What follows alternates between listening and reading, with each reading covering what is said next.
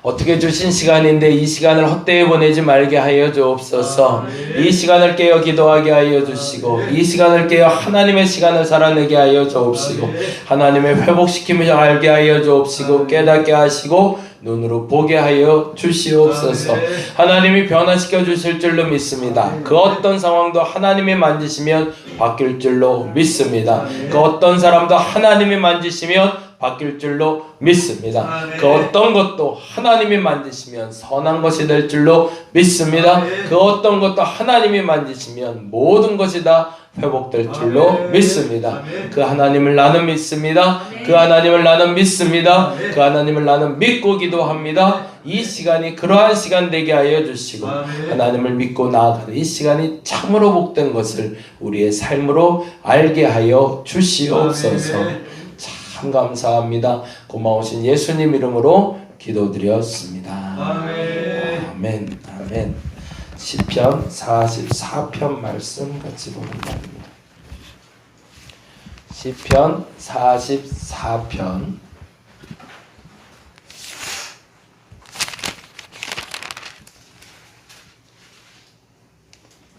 전체를 다 보기는 너무 좀 힘들고요.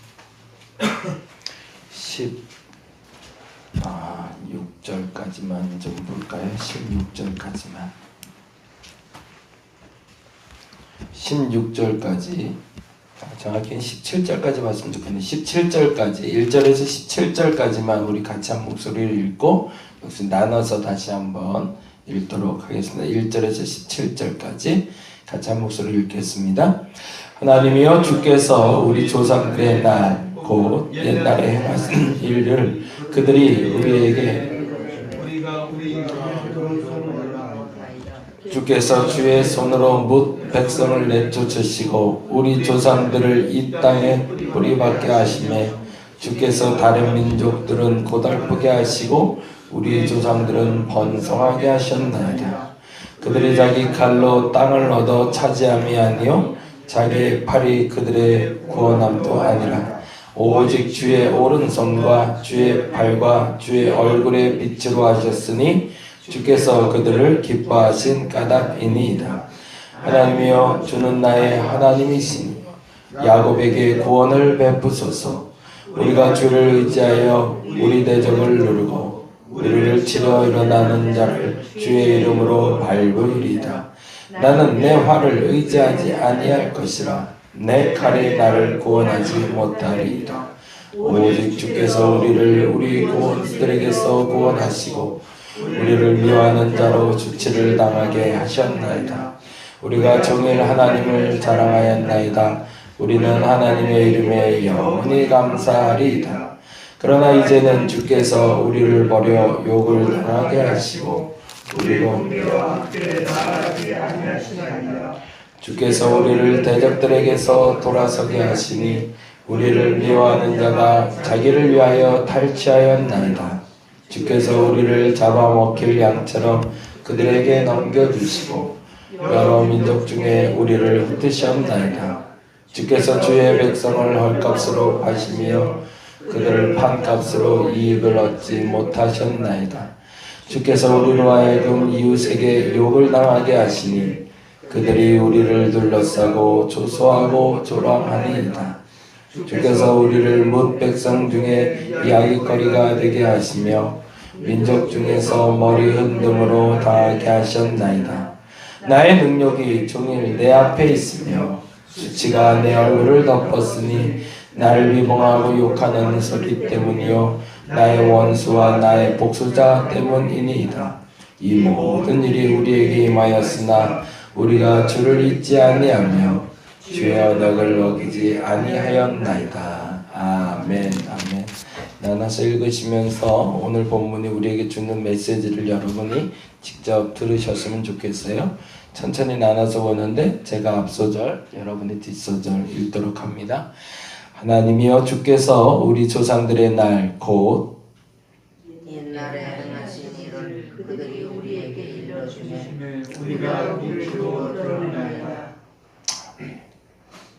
주께서 주의 손으로 뭇 백성을 내쫓으시고 우리 조상들을 이 땅에 뿌리박게 하시며 주께서 하나님 도들을 고달프게 하시고 우리 조상들을 번성하게 하셨나이다. 그들이 자기 칼로 땅을 얻어 차지함이 아니요 그들이 팔이 그들을 구원함도 아니라 오직 주의 오른손과 주의 팔과 주의 얼굴을 비추었으니 주께서 그들을 기뻐하신 까닭입니다. 하나님이여 주는 나의 왕이시니 야곱에게 구원을 베푸소서. 우리가 주를 의지하여 우리 대적을 누르고 우리를 치러 일하는 자를 주의 이름으로 밟으리이다. 나는 내 활을 의지하지 아니할 것이라. 내 발이 나를 구원하지 못하리라. 아멘. 오직 주께서 우리를 우리 원수들에게서 구원하시고 우리를 위하는 자로 수치를 당하게 하셨나이다. 우리가 종일 하나님을 자랑하였나이다. 우리는 하나님의 이름에 영원히 감사하리이다. 그러나 이제는 주께서 우리를 버려 욕을 당하게 하시고 우리 선교와 함께 나아가지 아니하시나이다. 주께서 우리를 대적들에게서 돌아서게 하시니 우리를 미워하는 자가 자기를 위하여 다시하였나이다. 주께서 우리를 잡아먹힐 양처럼 그들에게 넘겨주시고 여러 민족 중에 우리를 흩으셨나이다. 주께서 주의 백성을 헐값으로 파심이요 그들을 갚아서 우리를 책임하셨나이다. 주께서 우리로 하여금 이웃에게 욕을 당하게 하시니 그들이 우리를 둘러싸고 쫓아가고 조롱하였나이다. 주께서 우리를 뭇백성 중에 이야기거리가 되게 하시며 민족 중에서 월등을 두하게 하셨나이다. 나의 능력이 종일 내 앞에 있으며 십자가의 얼굴을 덮었으니 나를 비방하고 욕하는 소리 때문이요 나의 원수가 나의 복수자 때문이다. 이 모든 일이 우리에게 임하였으나 우리가 주를 잊지 아니하며 주의 언어를 어기지 아니하였나이다. 아멘. 어떤 내용인지 이렇게 쭉 아시겠죠? 한번 읽어봐도. 네.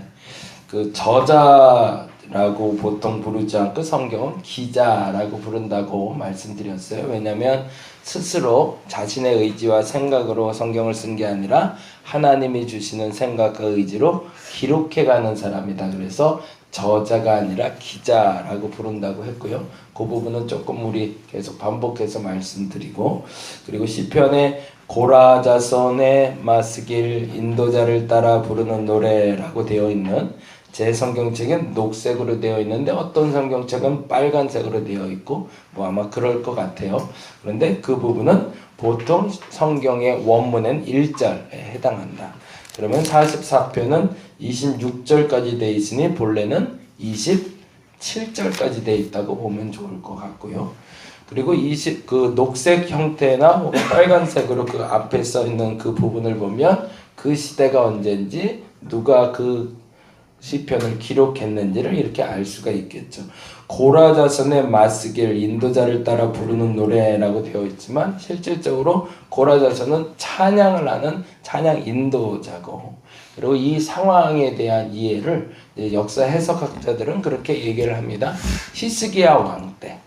히스기야 왕 때라고 이야기하면 보통 여러분이 이렇게 세 부분은 좀 기억했으면 좋겠는데 열왕기하, 역대하, 이사야 이렇게 세 개는 기억해 주세요. 그럼 한번 적어볼까요? 열왕기하 18장, 열왕기하 18장, 역대하 32장, 이사야 36장. 네, 그렇게 세 장을 여러분이 기록해 놓으시면 나중에 히스기야 얘기가 나올 때마다 이 부분을 얘기하는 거구나 이렇게 아시면 될 것 같아요. 어떤 얘기가 나올까요? 여러분이 잘 아는 산헤립. 히스기야 때 이스라엘 전체가 다 포위되고 오로지 예루살렘 성만 뚝 남았을 때가 있어요. 우리나라 역사로 얘기하자면 6.25 동란에 나와서 한 달 만에 부산만 남고 다 점령당했을 때, 그래갖고 그 부산 만남하실 때 인천 상륙작전 통해서 다시금 회복되는 어떤 기적적인 역사가 있었잖아요. 그것처럼 예루살렘만 남겨놓고 모두가 다 점령당했을 때, 그때 시스기야의 노래다, 이렇게 생각하시면 될 것 같고요. 그래서 시스기야 얘기가 나오면 아까 말씀드린 열왕기하, 역대하, 이사야의 이 부분을 얘기하고 있구나 라고 생각하시고, 그 부분에 대해서 혹시 알고 싶은 분들은 나중에 시간 되시면 한번 쭉 읽어보시면 동일한 이야기들이 계속 반복해서 적혀 있으니까 보시면 훨씬 이해하기가 좋을 것 같습니다. 그런데 그 상황에 대해서 훨씬 더 쉽게 우리가 피부로 와닿을 수 있는 건 사실은 우리의 역사적인 배경이 있기 때문이죠. 6.25 동란 났을 때 부산으로 다 결집해 들어가서 거기서 북치고 장구치고 그렇게 살던 사람들, 그럼에도 희망을 잃지 않고 그 안에서 회복을 꿈꾸면서, 옛날 사진들 보면 저는 그 시대 사람이 아니라 잘 모르겠지만 그 전쟁통에도 학교를 하겠다고 의자와 깡통 갖다 놓고 앉아서 가르치는 선생님도 계셨고, 그 와중에도 예배를 드리겠다고 천막 쳐놓고 예배하는 사람들이 있더라고요. 우리나라의 저력은 거기서 나온 게 아닌가 싶어요. 전쟁통이라고 해야 될 일과 하지 않아야 될 일이 뭔지를 구별할 줄 알았던 거죠. 그 와중에 먹지는 못하고 입지는 못해도 그래도 교육은 끊이지 말아야 된다, 그래도 예배는 드려야 된다라고 생각했던 그 민족성이 이 나라를 살려낸 것처럼, 이스라엘이 예루살렘이 꽁꽁 묶여서 이제 예루살렘만 점령당하면 다 끝날 때에 이들이 노래를 했다는 거예요. 무서운 백성인 거죠. 그때 노래가락이 나오나요? 어떻게 나라가 지금 풍전등화 같아서 지금 멸망할 것 같은데 왕과 백성들이 모여서 자, 이제 나라가 멸망할 것 같으니 우리가 기도하며 하나님께 찬양하자라고 얘기하는 거죠. 그래서 초기에 기독교가 들어왔을 때 제일 사람들이 어려워했던 게 뭐냐면 곡해야 되는 곳에서 노래 부르는 기독교인들 때문이었대요. 도대체 이해가 안 가는 거예요. 아이고 아이고를 해야 되는데 거기서 찬송가 펴놓고 노래를 부르고 앉아있으니, 아니 도대체 이게 무슨 장례냐고, 뭐 이런 장례가 다 있냐고 사람들이 그랬다고 그러더라고요. 그런데 그것이 신앙인 거죠. 언제 노래해야 될지 아는 사람들. 왜요? 그 중심엔 하나님이 계시니까. 결국엔 우리의 살고 죽는 문제가, 우리의 회복되고 무너지는 문제가 오직 주께 있음을 알기 때문에. 예, 그래서 그 부분으로 보면 아주 재미난 단어가 나오는데, 한번 동그라미를, 지금 말씀드린 건 동그라미를 해놓으시고, 그리고 다음에 말씀드린 건 세모를 해놓으시면 조금 구별점이 찾아져요. 4절 동그라미 해놔볼까요? 4절, 6절, 그리고 15절, 그리고 16절. 여기는 동그라미 해놔보시고요. 1절부터 3절은 크게 이렇게 가로처럼 이렇게 해놓으시면 좋겠어요. 1절부터 3절, 5절부터 14절, 그리고 17부터 23절, 그리고 24부터 27은 별표를 좀 해놓으시면 좋겠어요. 왜 나눴을까요? 혹시 딱 보시고 아시는 분들이 있을 것 같기도 한데, 재미난 건 주어가 조금 달라요. 처음에 보시는 4절에는 뭐라고 되어 있죠? 4절에 하나님이여 주는 누구의 왕? 나의 왕이라고 되어 있죠. 그렇죠? 6절은 뭐라고 되어 있죠? 나는 내 활을 의지한다고 되어 있죠. 그리고 또 내 칼을 이 나를 구원하지 못할 거라고 되어 있죠. 그렇죠? 거긴 주어가 나죠. 그리고 15절 볼까요? 15절, 16절. 15절 주어가 누구죠? 나의 능력이죠. 내 앞에죠. 내 얼굴을 돼 있죠. 그죠? 예, 16절은요. 나를 비방하고 나의 원수가 나의 복수자 때문이라고 돼 있죠. 그죠? 그런데 재미난 건 1, 2, 3절을 볼까요? 1절엔 뭐라고 되어 있죠? 하나님이여 주께서 우리 조상들이, 그렇죠? 그들이 우리에게, 우리가, 우리 길이라고 되어 있죠. 왜 이렇게 다를까요? 제가 어저께 주일날 예배하면서 말씀드렸는데 예배는 화답입니다. 대화식이에요. 그러니까 나는 누가 하는 부분일까요? 지금 예를 들자면 히스기야와 백성들이 같이 찬양을 하고 있다면 나는 누가 하는 걸까요? 왕인 히스기야가 선포하는 거죠. 백성들이 먼저 1절에서 3절을 같이 노래하는 겁니다. 우리의 라고 찬양하면 그 다음에 히스기야가 내가 라고 얘기하고, 그리고 내가 노래했던 히스기야의 노래가 끝나면 백성들이 우리가 이렇게 찬양하는 거예요. 그리고 마지막에 별표했던 마지막 24부터 27은 다 같이 화답, 다 같이 합창을. 장관이었을 것 같아요. 백성들한테 모여라, 나라가 망할 것 같다. 그러고 나서 찬송 부르는 거예요. 우리의, 나의 라고 하면서. 그리고 또 재미난 것은요, 보세요. 1절부터 6절까지는 우리를 지키시고 인도하셨고 번성케 하신 하나님이 오직 당신의 능력으로 하셨다라는 믿음의 고백이에요. 그러니까 우리가 잘나서 우리가 번성했던 것이 아니라 하나님이 나를 번성케 하셨다. 그건 누구나 할 수 있는 고백은 아니지만 보편적인 기독교인들의 고백이잖아요. 그렇죠? 우리를 잘 살게 하셨습니다. 회복시켜 주셨습니다. 다 주님의 뜻입니다. 주님이 다 하셨습니다. 라고 하죠. 그런데 이 백성들의 고백이 참 재밌어요. 또 한번 볼까요? 9절부터인데요.